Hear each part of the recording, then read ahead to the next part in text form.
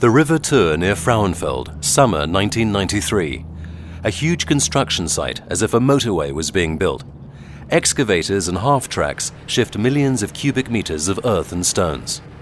The building work is costing 30 million Swiss francs. It's aimed at improving the valley's flood defenses and at the same time creating new living space for plants and animals. There's a long tradition of making improvements to the Thur. The first attempt to restrict the flow of the rushing river was made 100 years ago. But in 1978, the old dams burst, causing millions of francs in damage.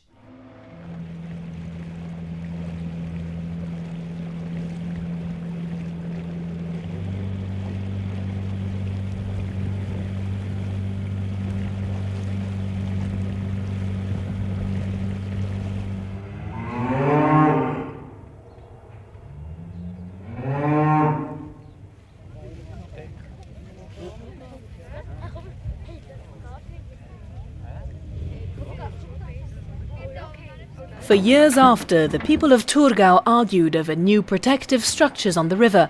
Finally, nature and environmental protectionists won the day. The fate of the old protective rock structures along the banks of the Thur is a clear example of the change in attitude.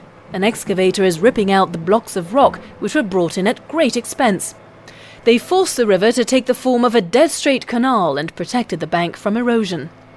Today, hydraulic engineers curse these rock walls and pull them down. Why the change of heart? These days, it's no longer possible to put up solid protective structures as we did in the past. We're trying to get away from canalization and to structure the river in a new way which also benefits the countryside. There's a twofold gain with this approach. A better flow of water, which means better protection against flooding, and more natural variety in the river. 11 kilometers of river were cleaned up initially. Very soon afterwards, results started to show. This used to be a cornfield. A few months after the start of construction, ponds and alluvial areas are appearing. In the past, signs of erosion were tackled as quickly as possible. Now they're welcomed. They're evidence that the Thur is beginning to run freely. The canal is turning back into a natural river with sandbanks, whirlpools and backwaters able to sustain a rich flora and fauna. The Thur today. In several places it is spread out, forming coves. Natural woods with willows line the river. What building machinery altered a couple of years ago has in the meantime reverted to nature.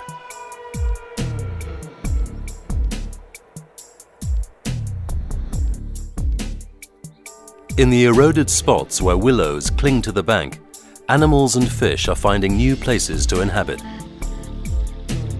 One example is the Schneider, a member of the carp family.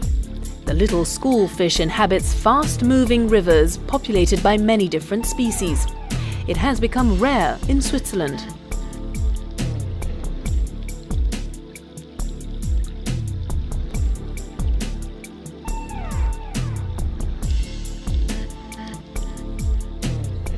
And the beavers which live along the banks of the Thur are also benefiting from measures to restore the river to its natural state.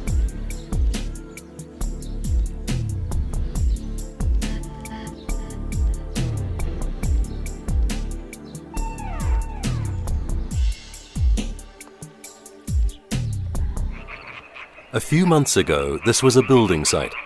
The bank area was altered and several ponds dug. These now serve as breeding grounds for the European tree frog. Natterjack toads also spawn in the river meadow ponds.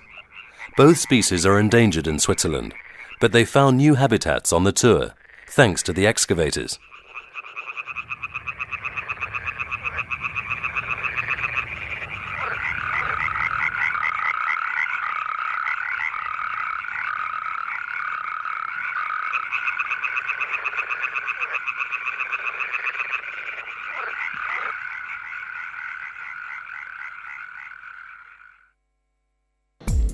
The Thur regeneration project is far from being over.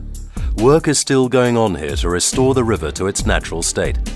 The wall of large rock supporting the bank is being dismantled. It will be replaced with willow saplings, which will later bud and grow into trees. Food for the beavers. Returning life to the Thur is the aim of an ambitious joint project of the Federation and the affected cantons. Targeted sales of land by the government, open-minded farmers and local authorities have made it possible to allow this stretch of the river more freedom. Here the Thur meanders as it did in the past.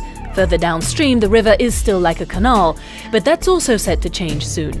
In the next few years, the final section of river leading to the Rhine is due to be transformed and revitalized. 57 million francs have been set aside for the work, around the same as it would cost to build 2.5 kilometers of motorway.